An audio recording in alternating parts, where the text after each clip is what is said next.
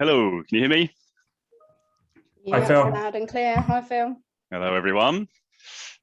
Sorry, I just moved my camera slightly. So yeah, for all live operational, good afternoon all, and thank you for attending the Greystone and Kingsbridge IR35 webinar. Hopefully you'll come out of this with all of your questions answered. If not, you'll have an opportunity at the end, I guess, to ask them and we can try and tackle them as best as possible. My name is Phil Hodgson. I'm a director of Greystone and lead our contract capability. Also alongside me today are Alex Anderson, Head of Business Development at Kingsbridge. Good afternoon. Also Ryan Dawson, a Specialist IR35 Project Manager from Kingsbridge. Good afternoon. Okay, everyone. So before we get into it, I'm going to perhaps give a little bit of an overview. I've been in contract recruitment now for the best part of 15 years for my sins. And I've seen many different revisions of IR35, many different reactions, many different scare stories as to how it's the end of contracting. The most recent changes which come into force in April 2021 are no different. The reality is, as usual, there are some compliance challenges that we all need to be aware of and to tackle. But once sorted, our view is that this should allow for limited company PSC populations to trade relatively risk-free. So today we're going to talk you through what is IR35, when does it apply, what has changed with the legislation to date, old rules, new rules, what opportunity does IR35 bring with it, because there is some, you might not see it just yet, but there is some, I promise, and what is our proposed solution. So as a business, Greystone are very fortunate to have a bird's eye view of the market. So what have we seen so far? Well, firstly, and yeah, to a degree, disappointingly, I guess, we've seen an element of no action whatsoever, which obviously leaves quite a hole from a compliance perspective and quite a lot of risk on those companies that have chosen to do nothing. We've also seen blanket bans on limited company contractors, forcing either a switch to permanent employment or paying tax at source through an umbrella or PAYE solution, the long-term ramifications of which could well be a vast increase in rates. Outside determinations with non-exempt firms who see this as an opportunity to engage or retain exceptional contract talent, and also exempt small businesses. We've seen inside determinations, typically with risk-averse larger organisations, and also a reactive approach, which has seen companies review their existing contractor population, but no real robust ongoing process to manage it moving forward. It's almost like we'll deal with it when it gets here type approach. So what points are there to consider? If you can go on to the next slide, please. The battle for talent is hotting up in a post-COVID marketplace. Perm resource is now scarce and contract solutions are becoming far more sought after again than perhaps they have been throughout COVID. We believe it's fundamentally critical for our clients that they become, if they're not already, a magnet for talent, whether that's a perm or a contract solution. Obviously, as always, a percentage of a flexible workforce is required in a project-led environment. We know that's critical, has been for many, many years now, and we don't see that changing, even with the new IR35 legislation. And it's a key point to note, I guess, that the IR35 legislation hasn't changed one little bit in terms of what determines someone as inside or outside. The only change here is who the HMRC ultimately points the finger at should there be an issue. Now, from our perspective, we don't see that there is necessarily a solution here that removes the risk of IR35 entirely, albeit we know that some of our clients and companies out there have made pretty blanket bans, which I think they believe does remove that risk. We do believe that there is risk associated with that. So on to the next slide, please. So managing the risk. For us, the only long-term solution to manage that risk is with a balanced approach. Too much draconian action, either one way or the other, either with too much action, i.e. a blanket ban, or a lack of action in doing nothing, will either lead to you being at risk of an IR35 investigation or potentially compromise your ongoing delivery of your projects from a lack of being able to access talent. So what we want to do now is perhaps talk you through some of the specifics of IR35. So I'll hand over to Ryan Dawson, who can take you through some of that. Thank you very much, Phil. There we go. So I think what I'll do first of all is more or less just cover off kind of the sort of ground rules of IR35. I appreciate that hopefully this is something which is already very familiar to everybody, but just to go over it to give some context, what we're talking about obviously can't harm. So the first misconception we'll cover off is really that what was introduced in April of this year is something completely brand new, and the reality is that's almost a half truth. IR35 in itself has been around for the last 21 years, and it was in fact first introduced in April 2000. So it's been around for quite some time. Contractors certainly should be more familiar with it than perhaps end clients and agencies in the chain maybe are. But it was introduced originally to excuse me, to tackle the concern that the government had at the time. I've got it on the screen there, which is a take from Gordon Brown, that it was possible for someone to leave work as an employee essentially on a Friday, only to simply return the following Monday to do pretty much exactly the same job. However, they're just engaged differently. So they're engaged as a consultant, operating a very limited company, therefore paying a substantially reduced tax and national insurance figure. Now, because of the rules in this particular area of tax around the self-employed, employees were able to convert their status to that of a limited company or a partnership very, very easily. And if they had a fairly good accountant, they could pretty much do that overnight. But the theory, at least, is that it was too easy for you to simply leave work as a Friday, return the following week doing exactly the same job, no real difference in how you're actually giving the services to your client. But what you were doing is simply reaping that kind of tax benefit. The problem here was that these employees come contractors were reducing the amount of tax that they paid. So obviously you can see the issue that the Inland Revenue, it was called at the time, took with that, because it increased the take-home pay of contractors, because most contractors will take the large majority of their income via a dividend payment, which will obviously attract absolutely no or very little NIC. So IR35 has been around for quite some time. It's not necessarily anything new, but what we'll cover off in certainly my few slides is what's changed along the way. So Al, let's go to the next slide, please. Thank you. So when does IR35 actually apply? So what we're talking about here then is circumstances where we would say that IR35 will apply to an engagement, or at what sort of circumstance do you say somebody's inside or outside of IR35? Well, IR35 will apply to a worker if the worker is providing their services via their intermediary to an end client. But had it not have been for that intermediary or the contractor's limited company, would they just simply be in a direct relationship with the end client, no difference that of an employee would be? So the key question to ask in the middle of all that then is, if the intermediary or the contractor's limited company did not exist, would the worker simply be classed as an employee? Do they act no different to that of a normal employee?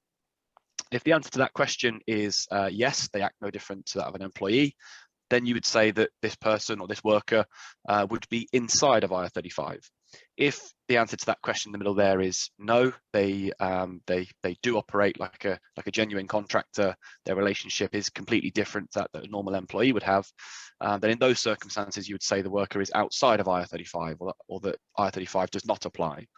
And it's very important just to mention at this point that when we're talking about IR35 and how it applies to workers and their engagements, it will always apply on a contract by contract basis. So it's perfectly possible that a worker can have 2 or 3 contracts running at any one time, and 2 of those contracts could be inside of IR35, 2 of those contracts could be outside of IR35. You can have different statuses running at the same time on different contracts, depending on what the work is doing. So very, very important to remember, it's never really the worker that you're assessing, but instead it's the engagement that that worker is on. So looking then at how we determine IR35 status, how do companies like ourselves here at Kingsbridge, how do we look at and challenge IR35 status? Well, Phil's already touched on it. The rules around how you look at status have not changed.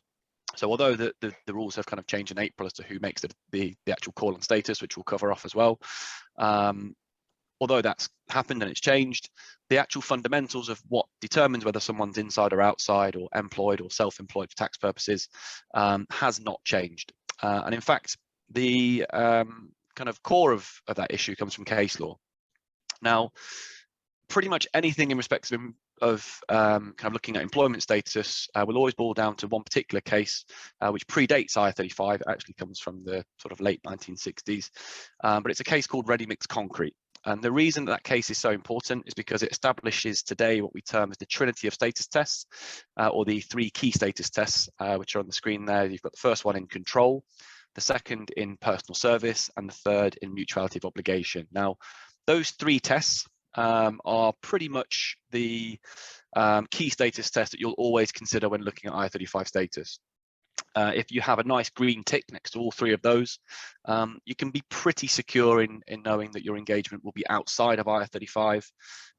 But when you start running into the issues of how a worker delivers their services in respect of control, how much exercise the end client starts to sort of operate over the end client, when you look at things like personal service and you're basically looking at the kind of core issue of the right to provide a substitute for that worker, you can start coming across some things in there that don't necessarily point in the direction of a contractor being genuinely self-employed. So it's important that when you're looking at these tests around status, when you're looking at anything really in respect of status, you need to weigh them all up in balance. So you're never looking for a kind of checklist of, does this contractor have A, B, and C? Instead, what you're looking at is more or less the entire circumstances in respect of those 3 key status tests. And then on balance, does the worker look, feel, perform their services more akin to that of an employee or more akin to someone who is genuinely self-employed? Now, those 3 tests there, as I say, are the 3 most important. But you have also got a wide range of multiple minor status tests that you've got to consider to make up the picture of the overall engagement. So there's a long list of these kind of minor status tests, but just to cover off a few of the more important ones in here. The first one we'll cover off is financial risk.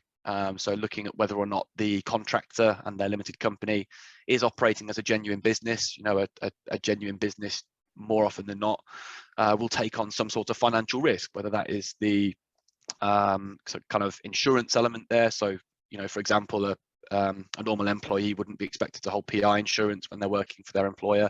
A contractor, however, would be pretty much considered to be industry norm as holding PI insurance, PL insurance, etc. So does the contractor take on a genuine financial risk? Looking at the use of own equipment, again, using that same example, I'm an employee of Kingsbridge. I'm given a laptop. I'm given everything that I work with day to day by my employer. A contractor, more often than not, should really be using their own equipment, although it's not unreasonable in certain circumstances for the end client to be providing that equipment to the worker, certainly around things like data security and data. Those sort of circumstances are more or less when you tend to find it be the industry norm. And the third one I mentioned here is integration. So really, really important on this. Quite a lot of the time when you have a worker and end client working closely together, the contractor will tend to become part of that sort of company's sort of normal day to day. They'll begin to look and feel like an employee on the ground. Very, very important that if you are engaging with limited company contractors, you've got to remember that they're not employees. You've got to really sort of treat them differently. You shouldn't be involving that worker with the ongoing daily sort of business routine in terms of things like daily meetings.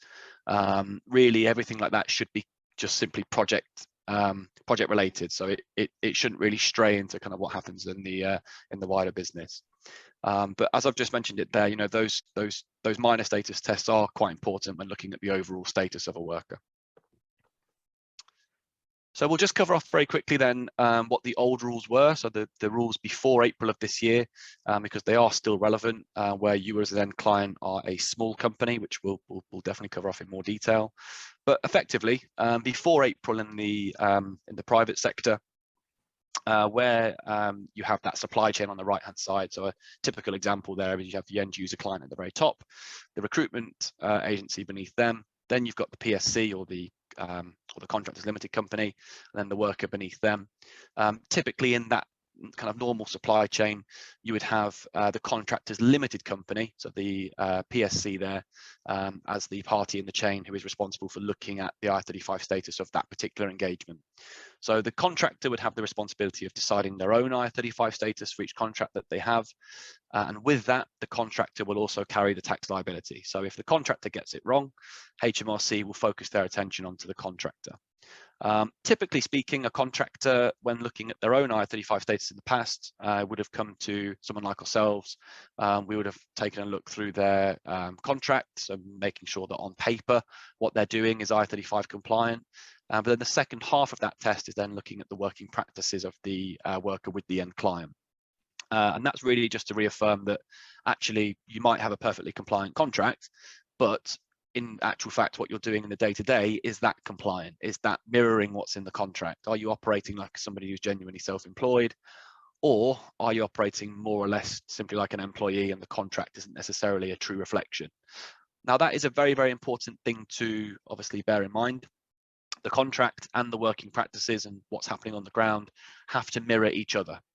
That's because at the point that HMRC were to ever look at these engagements, if they ever come forward and open up a compliance check or an inquiry, the first thing that they're going to look at is the contract.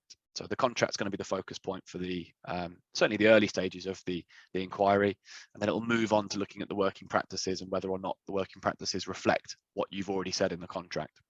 So very, very important to have those two things mirroring each other.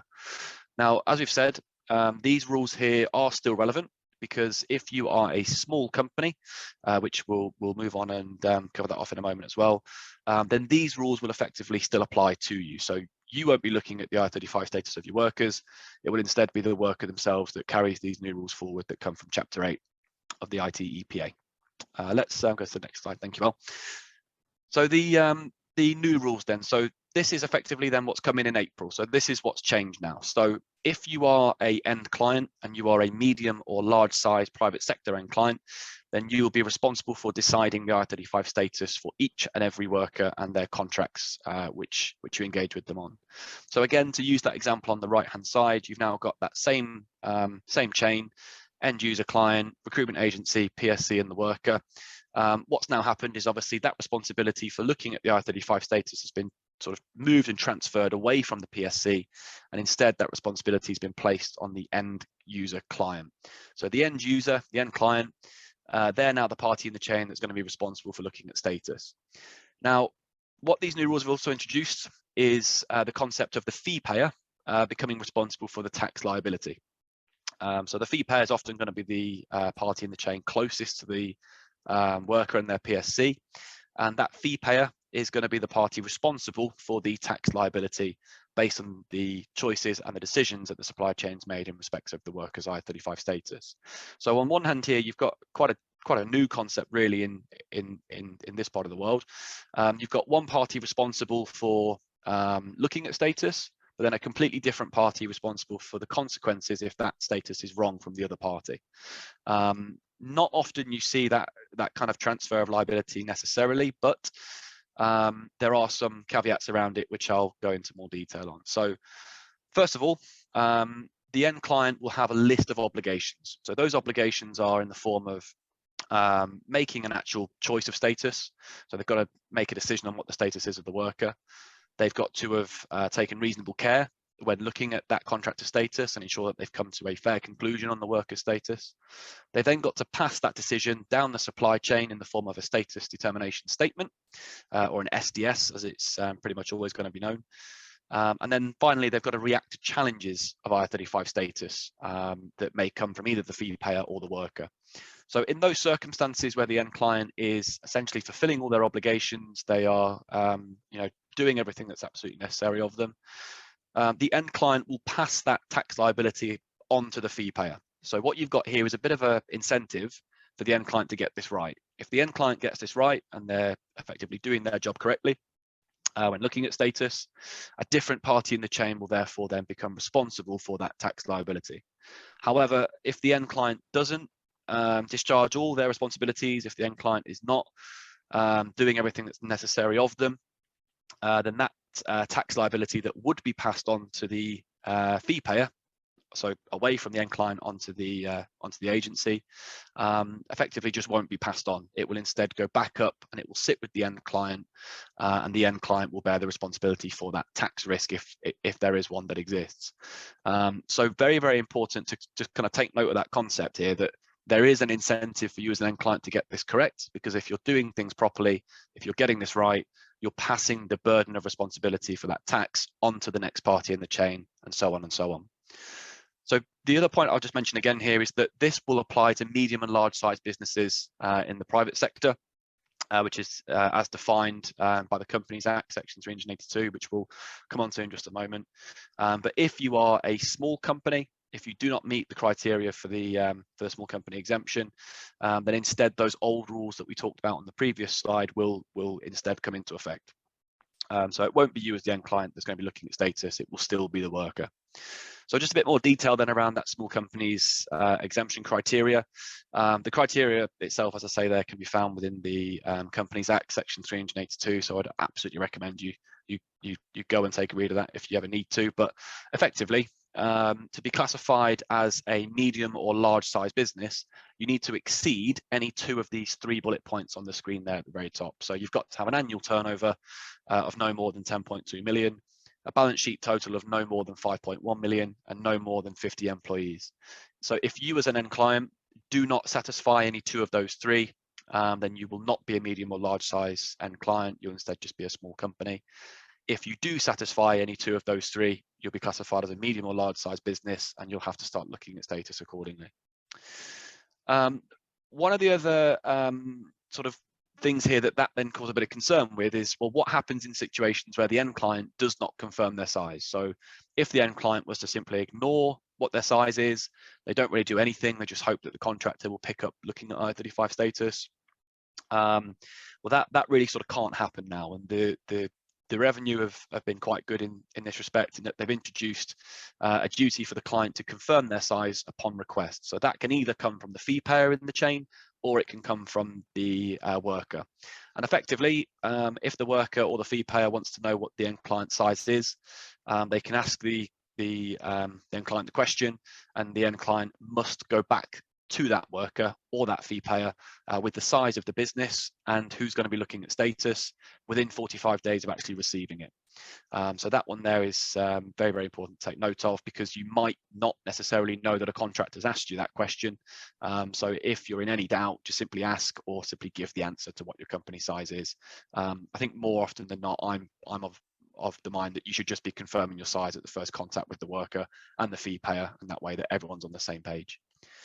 And finally, the one I'm going to mention here, just as a kind of last consideration, is the need for you to react to challenges of IR35 status. So this one's really important because the legislation has introduced the need for you as an end client to have a process in place to deal with disputes of status. And again, these disputes can come from either the fee payer, so the recruitment agency, or they can come from the worker, where if you've provided an opinion on status to either of those two parties and they simply disagree with it, or they think that something's incorrect in how you've looked at their status, then you need to again respond to that worker or the agency within 45 days of receiving that initial contact from either of those two parties. Very, very important that you do that, because again, you know, if you're not discharging your responsibilities, if you're not doing what is essentially required of you, then you as an end client will bear the responsibility for the tax liability. So again, I think as a final point from me that I'll cover off here, this really does set the incentive for you to get this right as an end client and to effectively deal with this correctly, because if you're doing that, you're passing the liability on to the next party in the chain, and that effectively is the best way of trying to manage this risk, and obviously managing it correctly. I believe I'm going to pass you now over to my colleague Alex, so that'll be all from me for now, and I'll pass over to him. Thanks, Ryan. So yeah, so now Ryan's covered off all the fun stuff. I'm going to go into the opportunity that presents itself with IR35 and the Greystone Kingsbridge solution. So as Phil's already mentioned, the opportunity with IR35 can be large. What we've seen in 2017 in the public sector and earlier this year in the private sector is exactly what he said.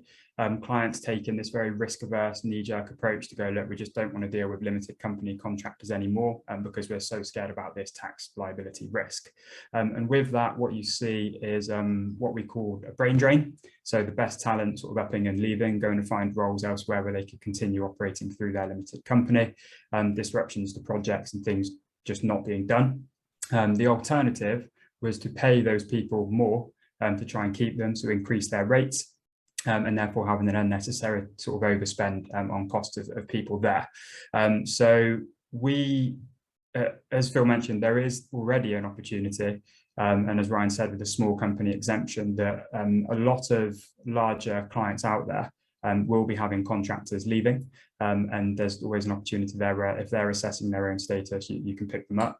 But also by getting IR35 right, it presents itself to mean that you can maintain access to the best talent, have no disruption to projects, remove the tax liability risk through insurance, and not have the unnecessary costs of paying people over the sort of standard day rate to keep them on PAYE or umbrella. Also, another thing that we've seen in the market on the whole is the use of CEST or other determination bits of kit in order to get a determination that then can't be insured. So also with this, that there are risks. There was a DWP, the Department of Work and Pensions, had a claim recently, a tax bill of over 87 million. So the best thing to do is to assess status fairly, seek support from those like Ryan and the IR35 team, but also get a solution which then can be insurance backed as well, which we're going to go into now. So if you can do those things, it will enable you to maintain access to the best talent, not have a delay in projects, and kind of keep the wheels turning. So in order to do that, obviously you're going to need an IR35 assessment tool. You're going to need support from Ryan and the IR35 team. And then, of course, you're going to need the IR35 insurance policy. So I'm just now going to show you each one and talk through one by one to give you a bit of an understanding. So here's one I made earlier, to coin an old phrase. You should be able to see the IR35 solution there. If everybody can see that. So this is the Greystone Kingsbridge IR35 portal. First of all, I'm just going to run through a quick role-based assessment. So this is really useful if you have a contractor or more than one contractor working in the same role. You're able to do an initial role-based assessment and then apply that to multiple contractors. So we will just start with an example. Let's stick in a project manager, as that tends to be fairly popular. Put in the duration of the contract, we'll stick it in for a year, and we can put the day rate in, let's just say 350. We click save, and we are then prompted to go through questions. They're split into key areas of the legislation that Ryan's already covered off, so personal service control and substitution. But what I would do is I'll read through each question out, and then I'll just zigzag through, answer no, yes, no, to just give you an indication and not go into too much detail for the purposes of this. So first of all, is the consultant an office holder of the end client? Has the contract, including extensions, already started?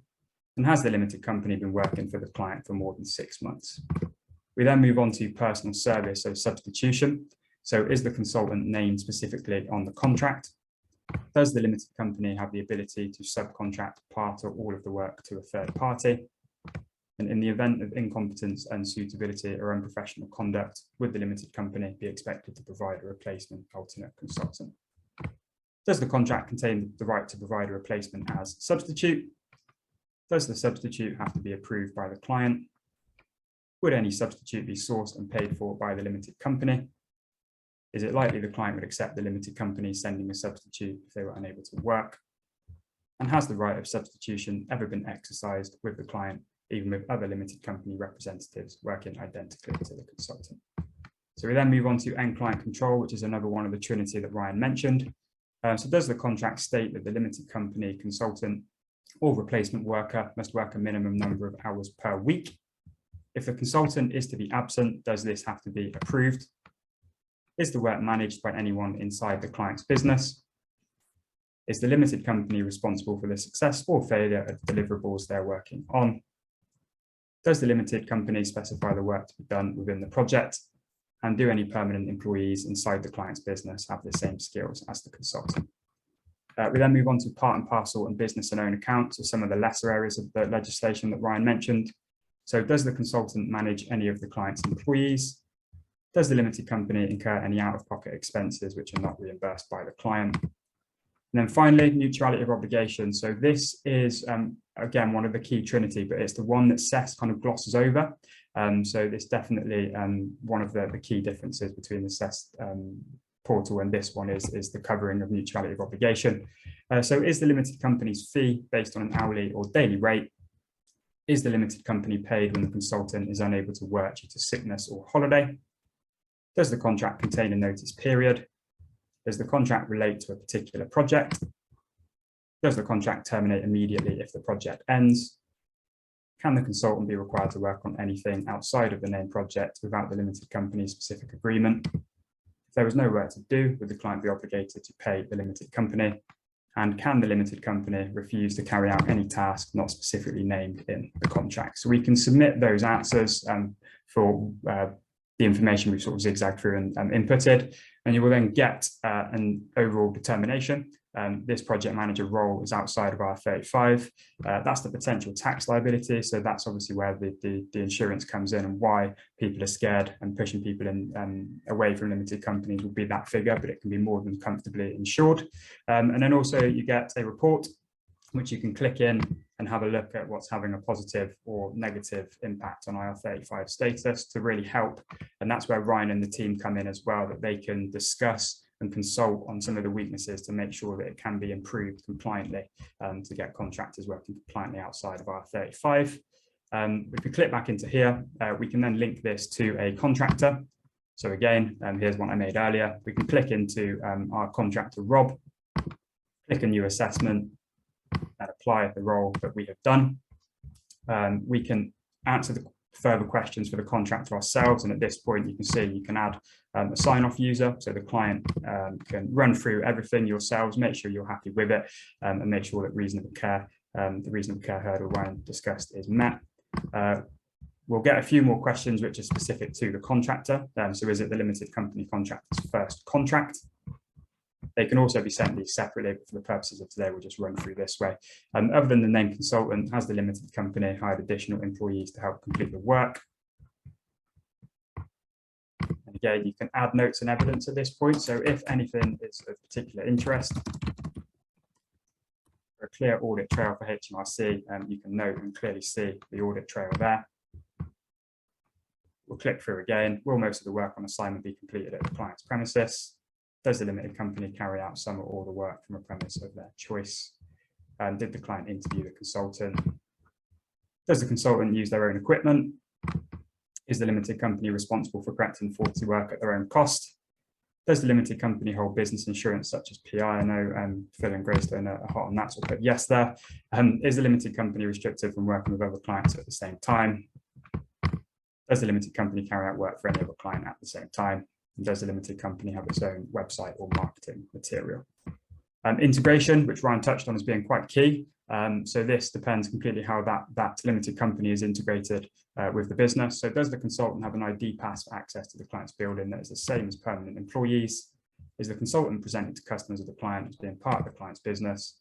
And is the consultant integrated into the structure of the client that they attend meetings, briefings, and other gatherings? So we finish off those questions, and then we send it to our client for sign off. So this is obviously where the importance is for you. I'll remove this. There you go. So we come into here now, and this is the portal that you will have. So you have complete control over the process as well. You get a portal, you can see here a progress tab as to exactly what is going on. And you can click into Rob, who we've just done our assessment for. And as you can see, we are now a reviewer of the assessment. So we can fly through, make sure we are happy with everything, add a comment if we're not. This is incorrect. So there's a clear audit trail on us coming to the right decision as passing that reasonable care hurdle. Not going to say, can we discuss? But you can really see here a clear audit trail. But if we're happy with everything, we click finalize, and we then have our completed SDS. So if we click into the SDS, Again, you can see it's been assessed by Simon, who's our client for the purposes of this, outside of IR35, and all the reasons listed. So all of the obligations that Ryan mentioned you have as a client can be covered off through the tool.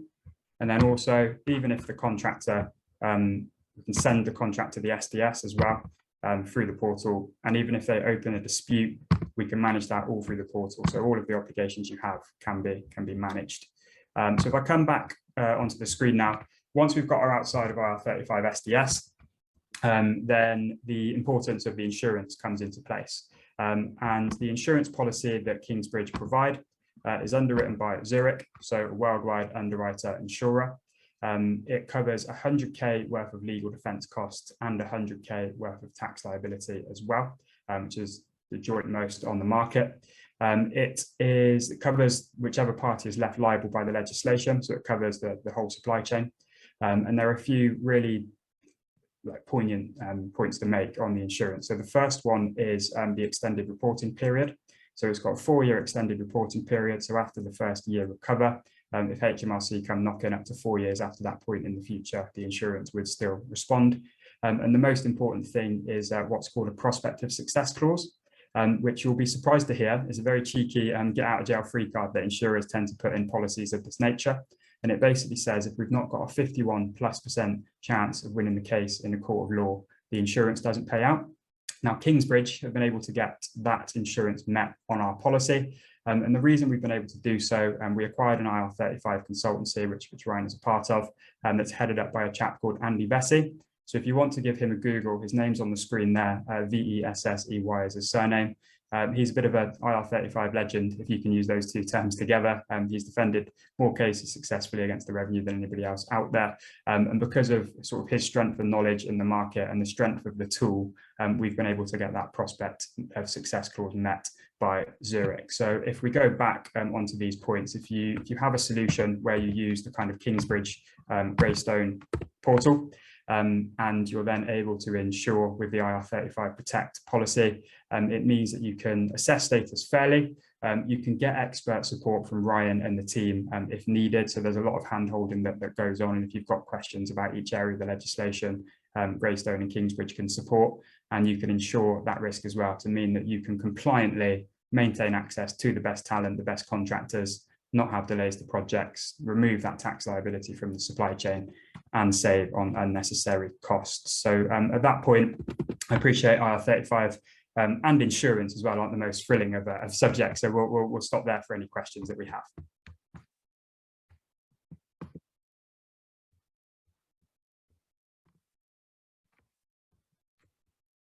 Cool, Phil, I think there's a couple of questions in the chat if you want to go through those. Yeah, sure. First and foremost, one thing just ran through my head there in terms of the insurance product itself. Who pays for that? Yep, so the insurance policy can be purchased. It's been built one of two ways. It can be purchased by the contractor in the first instance. So it's £200 for the contractor for the year to pay for the cost of the insurance policy. And that then covers the whole supply chain. So it's not a necessary cost to increase for yourselves or for clients or anybody in the supply chain. The contractor can pay it. And we've sold thousands of these policies since April, where contractors are quite happy to pay it if it means they can carry on working through their limited company. The £200 is not a massive cost, drop in the ocean for what they can continue to earn by doing so compliantly. So we've sold loads of these policies, and it tends to be built into terms in the same way that your PI and PL request for contractors to hold would be, and it can be done that way. The flip side is it can be paid for then by another party in the chain, have a policy in your name there to kind of pay for it and pay it that way. And that's £12.50 per month per contractor. So mixed school of thought, but the most common is actually the contractor pays for it. Yeah, sure. Okay. Yeah, important point to get across, I guess. And one thing from our perspective here at Greystone is for new contractors joining us on assignment, we're actually covering that cost of insurance and offering that as a I guess a little incentive for people to come work with us at the moment. So yeah, worth everyone knowing. Out of interest, just one of the questions that's come up is how many clients are using the Kingsbridge tool? Yeah, Ryan literally always has the exact figure in his mind, so I'll pass over to him for this one. Sure. Yeah. So effectively, we partner with predominantly agencies. So the fee payer in the chain that we'll partner with to then deliver the product onto end clients. Currently at the moment, or certainly as of about 12 days ago, the total number of end clients currently relying on a Kingsbridge produced SDS was 3,613. So just over about sort of 3,600 end client businesses. We've actually done this year alone about 27,000 assessments. So, as far as we're concerned, we are sort of front and center to kind of what the market's telling us around IR35 status. And we're seeing a lot of different approaches sort of become more common and things that have kind of gone down certain tendencies. But more often than not, what you're now seeing is much more activity in the end client space, that those who probably were nervous not so long ago around looking at IR35 status because it's completely new, it is extremely subjective, and certainly with the fear of HMRC sort of lingering over you'd be quite right to understand that fear. So that's now beginning to sort of turn, and we're absolutely seeing that. We are engaging with more end clients kind of month on month. So we're certainly expecting that to kind of increase as we move into the sort of latter part of this year. You mentioned fee payer then. What benefits are there to having a fee payer in between the client and the contractor? Yeah. Sorry, Al, you go ahead. I was going to say we've seen it quite a lot actually, where if you have direct contractors, you then are both the end user and the fee payer in the chain if there's not an agency there in between. So what we've seen a lot of our end client partners do is then migrate contractors through a fee payer to kind of halve the risk essentially, and you can kind of push that down the chain. So if there is an agency in the chain to take the direct contractors on, it just helps to siphon off that risk a little bit. And then obviously it can be insured as well. And as you said, Phil, you'd be taking the policy on the basis there. So it is an interesting point to make, because that was one risk averse approach that we saw a lot of clients doing, was trying to migrate over their direct population of contractors through a fee payer. Just to add to that, it's kind of in kind of two halves. You've got the IR35 element, which is, as Al said there, you by placing a fee payer between you and the worker, you're effectively creating another level of kind of reassurance for you as the client, because you've got to remember that, as we talked about earlier, that there's an incentive for you to get this right where you have the fee payer, because if you're doing this properly, if you're looking at IR35 status correctly, if you're doing everything that's necessary of you in that chain, you simply pass that tax risk on to the next party in the chain, and it then becomes the fee payer's issue to deal with. The only time it will then obviously go back to you is in circumstances where you have not done everything that is needed of you. So things like taking reasonable care, passing the SDS down the chain, and so on. So the absolute benefit, front and foremost, is that you are effectively relieving yourselves of the tax risk by placing another body in the chain. The additional benefit as well, just on the kind of more sort of business focused, is that you can start to share the burden with that fee payer.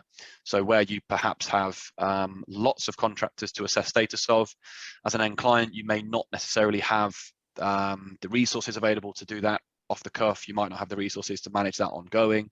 And certainly one of the approaches that we've taken at Kingsbridge is that actually via the fee payer, everyone can support each other, and then status becomes very clear. Contractors, in more cases than not, will tend to appreciate that process slightly more because it's much more transparent. The end client's being transparent with the fee payer is therefore being transparent with the worker. Everybody knows what's going on, everybody's clear around status and kind of what's happening. So certainly, one thing that I would encourage is that, because my job ultimately is to try and educate the industry and market as much as possible. By sharing that burden, by getting everyone involved, everyone becomes more familiar with the risk. And if you're more familiar with something, you're more likely to take more of it on because you understand it better. And that's ultimately where you want to get to, having a good understanding for everybody in the chain so that the risk doesn't appear to be so great because it can be managed in a cost-effective and certainly business efficient way. Yeah, definitely. I'll add to that. I guess if there are any customers or clients on this webinar at the moment that have perhaps got some direct contractors there, it's certainly something that we've helped a number of our customers manage of recent times and step in as a fee payer should they need us to. And I totally agree with you. It's certainly a good way of mitigating that risk. What else have we got here? Are blanket bans an effective solution? Well, again, you've kind of got two issues here. You've got the issue around IR35 and what we know around reasonable care and how that sort of aspect of it will work. So HMRC themselves have been really, really clear that you cannot blanket ban or blanket assess, contractor status. So what I'm talking about there is if you have a large population of contractors or a population of contractors, you can't simply just kind of take the broad approach of saying you are all inside, or you can't say you are all outside. That practice has been pretty clear from the revenue as not taking reasonable care. So that's the first thing to kind of take note of. You simply can't look at a sort of area of your workforce and just simply say that they are all inside or out. What's going to be required of you is that you are going to have to look at those worker status on an individual basis. You can group them into certain areas. So if you had a worker in a certain population that was literally exactly the same in their terms, their work process, their day-to-day, etc., then you can make an argument for it. But my opinion is just, why take the risk? If you've got a process that can look at the contractor status individually, then you're not running the risk of kind of trying to blanket assess. The second half of that then is what we term as a blanket ban. Now, a blanket ban is different because you are really not looking at status at all. You're simply saying we're not going to engage with limited company contractors whatsoever because the risk to us from an IR35 perspective is too great, or simply just because you can't be bothered to look at IR35 status. Now, in those circumstances, you effectively can do that because it's led by a business decision. It's a business choice. It's certainly the most risk averse because there is no IR35 risk at all.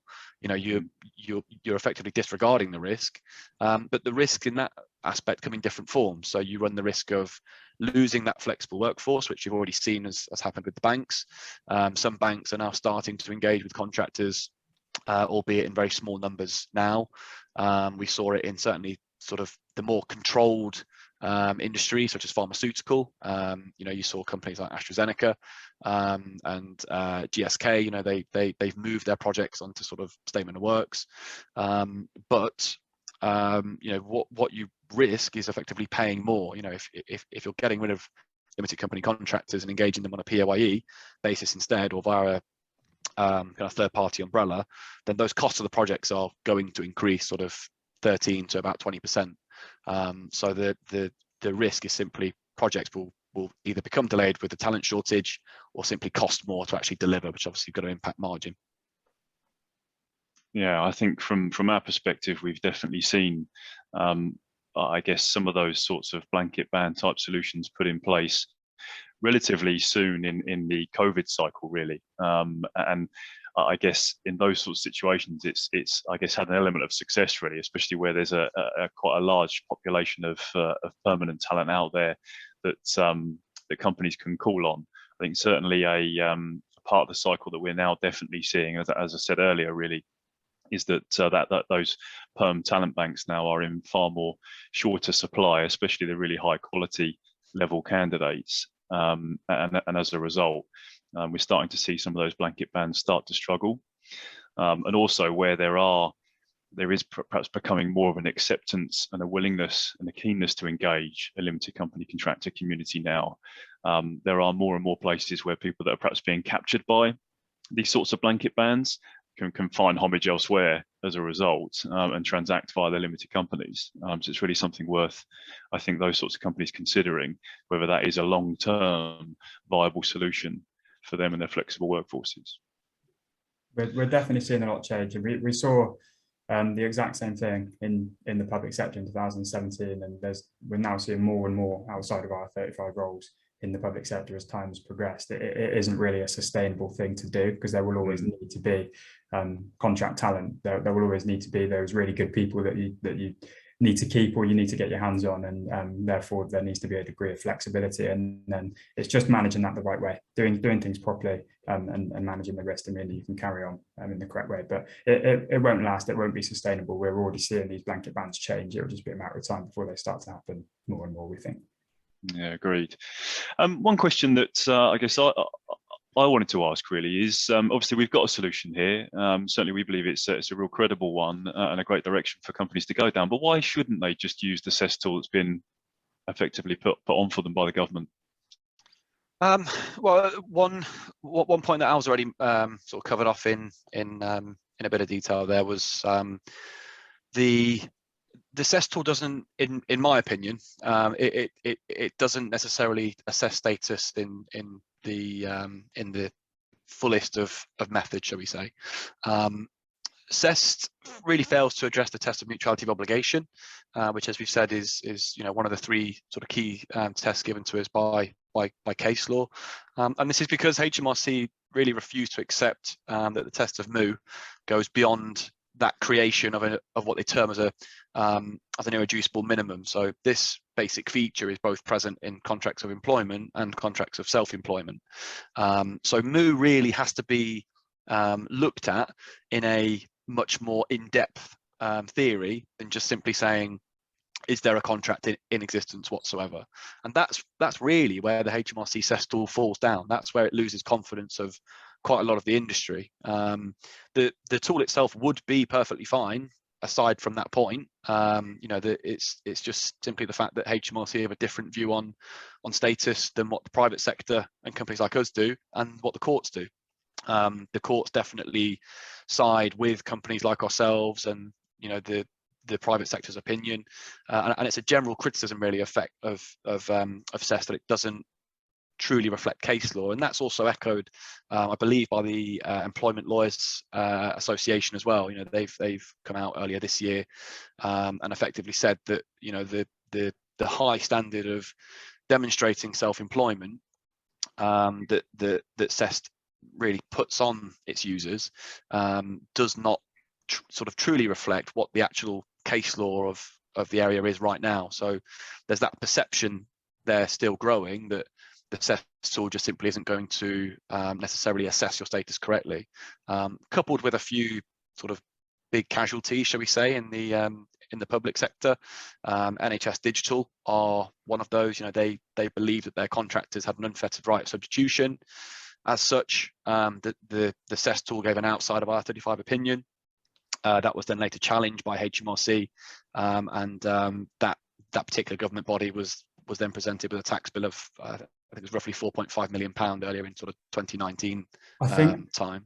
A really key thing to add there as well is we speak to so many clients that are using the CESS, saying we won't go after our own tool as the reason why they're kind of adamant to use CESS. So I think that's a really good point to make, because as Ryan said, that's exactly what happened, and they did with that example. So just hanging your hat on that to say, oh, we're using their tool so they won't, and that's the main reason why people, I think, is key to flag, because they've definitely gone against what they said there.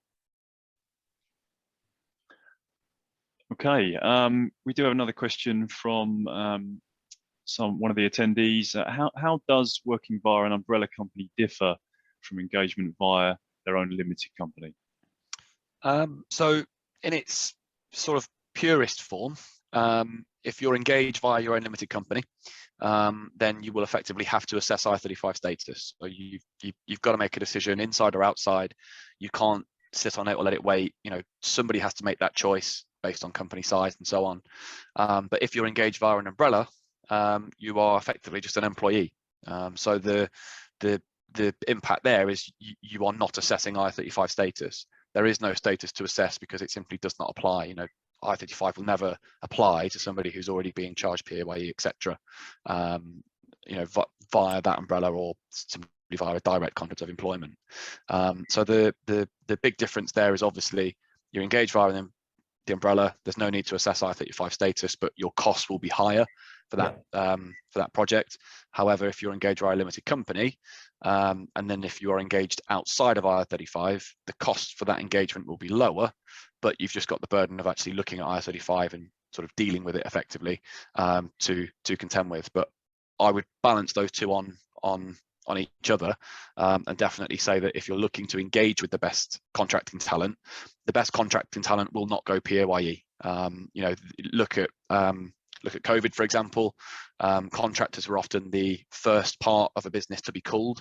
It's the easiest one to get rid of. But what we saw quite sort of convincingly was that the best contracting talent still remained contracting through that period. And all of those contractors remained contracting via their own limited company. So definitely, if you can get a handle on I-35 and obviously deal with it effectively, the benefits far outweigh the disadvantages of obviously going via the umbrella.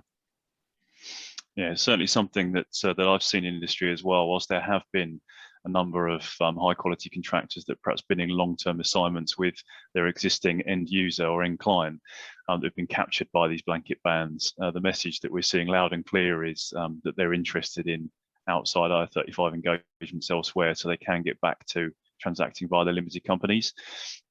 Something, yeah, it's certainly a big move in that direction that's happening right here, right now, I would say. I think that seems to cover most of the questions we've got so far. I don't know whether anyone else has anything else.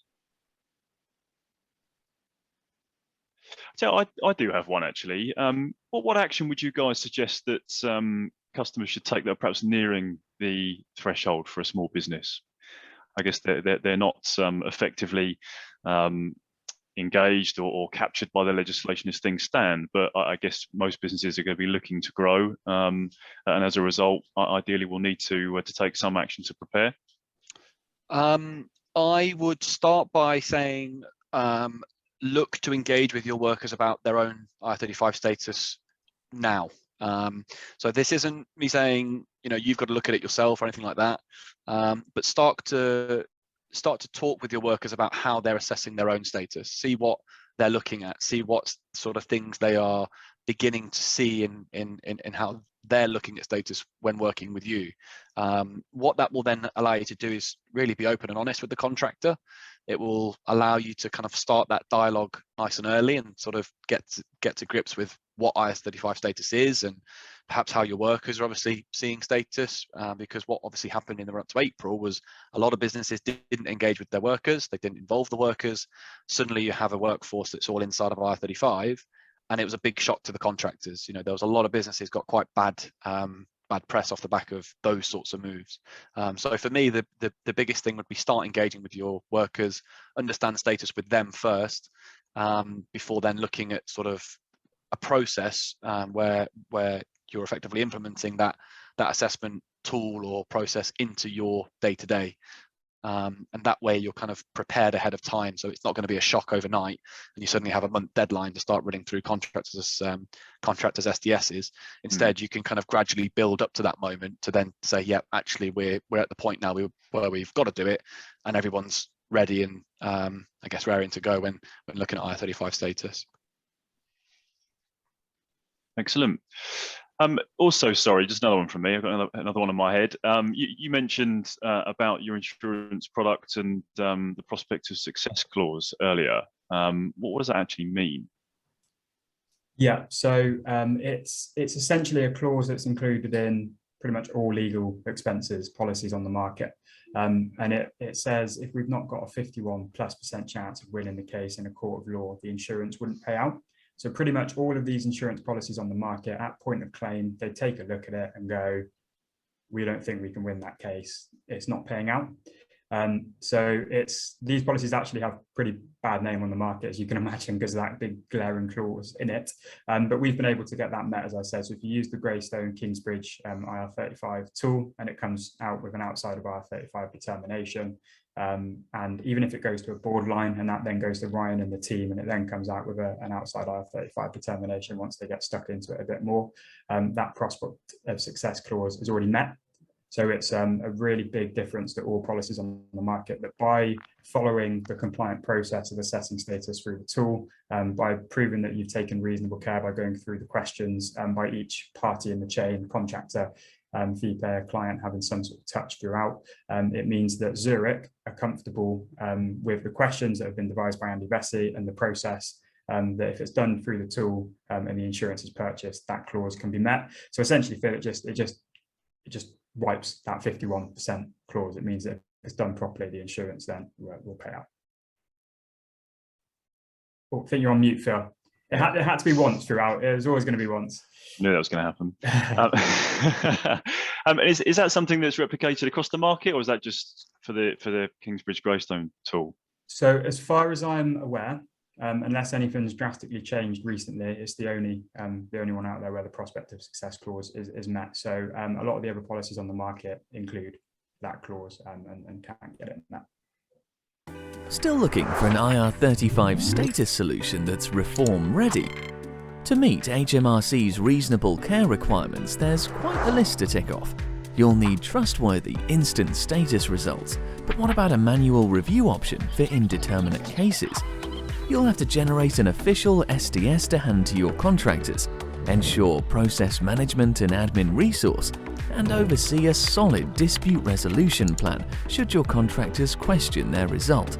Not to mention risk assessment when it comes to IR35 insurance. Headache just thinking about it? Don't worry, we've got you covered. Introducing the award-winning Greystone in partnership with Kingsbridge IR35 status tool.